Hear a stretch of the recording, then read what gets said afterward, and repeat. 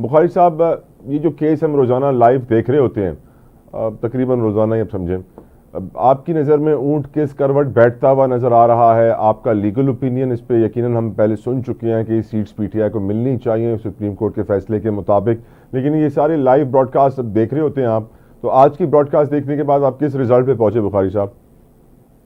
बिस्मिल्लाहिर्रहमानिर्रहीम, अल्लाहुम्मा सल्ली अला मुहम्मद व आले मुहम्मद।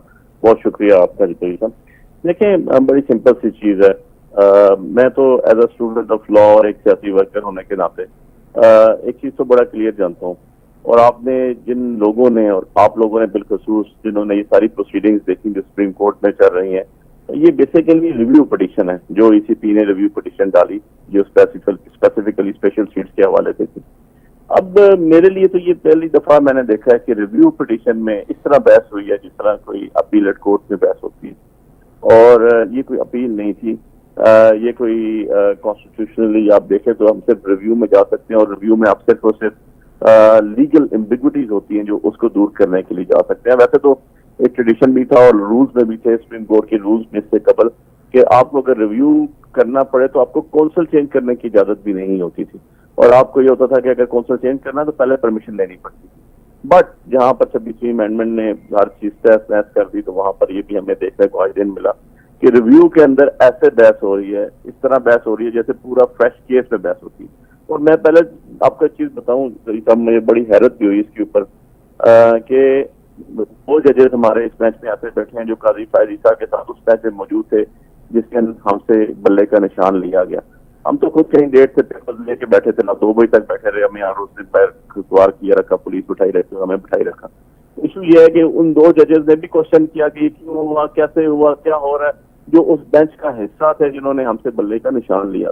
यहाँ से ये सारी की सारी एक कंट्रोवर्सी ने जन्म लिया, और जो जिसे मैं कहता हूँ ये वो फैसला था जो कि सदियों याद रखा जाएगा, जो मुश्ताक के फैसले से भी ऊपर का फैसला आ गया, जो नजरिया जरूरत के फैसले से भी ऊपर का फैसला आ गया।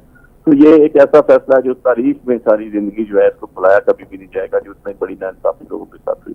बट इसके अंदर एक बड़ा जो टेक्निकल चीज है जिसकी तरफ मैं आपको लाना चाहता हूँ कि जब भी आप रिव्यू फाइल करते हैं, यार आपने रिव्यू फाइल किया एक ऑर्डर के अगेंस्ट, वो ऑर्डर कौन सा है? वो ऑर्डर है जो जुलाई 2024 में, if I am not wrong, subject to confirmation, तो आपने 2024 में सुप्रीम कोर्ट ने एक ऑर्डर किया। यार किसी जज ने ये पूछना गवारा नहीं किया जिस पिटीशन रिव्यू जिन्होंने फाइल की, यानी इलेक्शन कमीशन ऑफ पाकिस्तान से, कि भाई 10-11 महीने गुजर चुके हैं, आपने ये एग्जीक्यूट भी किया या नहीं?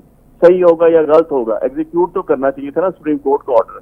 कोई ईसीपी का दायरा सुप्रीम कोर्ट से बालातर तो नहीं है। ये बात मानने वाली है कि उन्होंने सुप्रीम कोर्ट की पावर भी यूज की, उन्होंने हाई कोर्ट की पावर भी यूज की, उन्होंने प्रेसिडेंट ऑफ पाकिस्तान की पावर भी यूज की, लेकिन यार एक इंसाफ के तकाजे तो पूरे होने चाहिए, वो तो नजर आना चाहिए ना। कहते हैं ना, justice not only be dispense but also seem to have been done. सो बात यह है कि ये जो चीजें होती है नजर भी आनी चाहिए। किसी एक ने ऑर्डर नहीं पढ़ा, किसी जज ने उनको ये नहीं कहा कि भाई आप रिव्यू में आए, ऑर्डर तो पढ़ देना पहले, इस ऑर्डर के अगेंस्ट आए हैं आप। सो बड़ी अनफॉर्चुनेट चीजें थी। मैं इस चीज से बिलीव आप नहीं करता हूँ कि जो कमेंट्स आ रहे हैं, या जो आज मुझे सुबह कई प्रोग्राम में पूछा गया जी बड़ी अच्छी हवाएं आपकी तरफ नजर आ रही हैं और कमेंट्स आ रहे हैं, मैंने कहा यार देखें, मैं तो एक स्टूडेंट लॉ का भी हूँ, मैं एक पॉलिटिकल वर्कर भी हूँ, मैं एक हिस्ट्री का स्टूडेंट भी हूँ। तो यार हमने तो हमेशा यही सुना हुआ था कि जजेस नहीं बोलते, जजेस का फैसला बोलता है, जजेस नहीं बोलते, उनका कलम बोलता है। तो हमने तो यहाँ पर बहुत कुछ देखा है यार। जमाना बदल गया बुखारी साहब, जमाना बदल गया है। मैं तो अब ये देखता हूँ कि जजेस जो बोलते हैं, जो ऑर्डर अनाउंस करते हैं, जब लिखते हैं उसके बाद पता चलता है कि अनाउंस और हुआ है और रिटर्न और आ गया। बिल्कुल। तो हम तो इस तरह की चीजें भी कर रहे हैं। हम पिटीशन लगाते हैं, पिटीशन फिक्स नहीं हो रही। अच्छा फिक्स नहीं होती, फिक्स होती है, पता लिख के हम नोट देते हैं, लिख के कि इतना केसेस इसके पास पेंडिंग है, पता चलता है किसी 3rd, 4th, 5th बेंच पे चला जाता है। अच्छा उसके बाद इकट्ठा करते करते महीना गुजर जाता है और आपकी वो पिटीशन ही इन्फेक्शस हो जाती है क्योंकि नीचे वाली कोर्ट्स डिसाइड कर देती है। तो यार इंसाफ की जो है ना वो नजर आना चाहिए, नजर आते हुए होना खाली नहीं चाहिए, नजर भी आना चाहिए। अब मैं कमेंट्स के ऊपर, जजेस के कमेंट्स जो उन्होंने जिनको किया उस पर मैं बिल्कुल कोई बात भी नहीं करूंगा क्योंकि मैं तो उन पर बिलीव ही नहीं करता। मैं बिलीव करता हूँ जो ऑर्डर आएगा। अग्रीड। ठीक है। अब इसके मैं जैसे आपने पहले कहा, मैं इसके स्पिरिट के ऊपर या इसकी सोल के ऊपर नहीं जाता हूँ कि कॉन्स्टिट्यूशन की सोल क्या थी, उसकी स्पिरिट क्या थी, ये स्पेशल सीट्स क्यों रखी गई थी, ये इसका तनासब किस तरह होना चाहिए, ये सारी चीजें मतलब मीनिंगलेस हो गई तो सबको पता चल गई। लेकिन उस पर उसके मुताबिक एग्जीक्यूट ही नहीं हुआ, उसके मुताबिक इम्प्लीमेंट ही नहीं हुआ, प्लस सुप्रीम कोर्ट का ऑर्डर इम्प्लीमेंट नहीं हुआ, ट्वाइस नहीं किया यार, 2 दफा। मतलब अगर मैं आपको चला जाऊं, बंदयाल साहब के दौर में 90 डेज में कॉन्स्टिट्यूशन में लिखा इलेक्शन करवाने, ईसीपी को मैं कहते हैं पंजाबी में हम कहते हैं पिट मरे सुप्रीम कोर्ट के जजेस, यार इलेक्शन करो, 90 दिनों में नहीं हुए। उसके बाद ईसीपी ने ये ऑर्डर हुआ, जो फुल बेंच का ऑर्डर आया, इस पे आज तक चीजें एग्जीक्यूट नहीं। और उसका जब आप एक बुनियाद ही टेढ़ी रख देते हैं ना तला भाई, तो उसका आगे से इमारत हमेशा टेढ़ी चढ़ती है। ये कभी नहीं हो सकता किसी भी। और मैं हर प्रोग्राम में ये फर्ज समझता हूँ ये बात करना। और जो तारीख के अंदर हमने देखा कि किसी दौर में 8th अमेंडमेंट आई थी जनरल ज़िया दौर में, 8th अमेंडमेंट ऑफ कॉन्स्टिट्यूशन, और उसका अंजाम क्या हुआ, वो इबरतनाक अंजाम हुआ उसका। ये 26वीं अमेंडमेंट का भी बहुत भयानक अंजाम होगा अल्टीमेटली।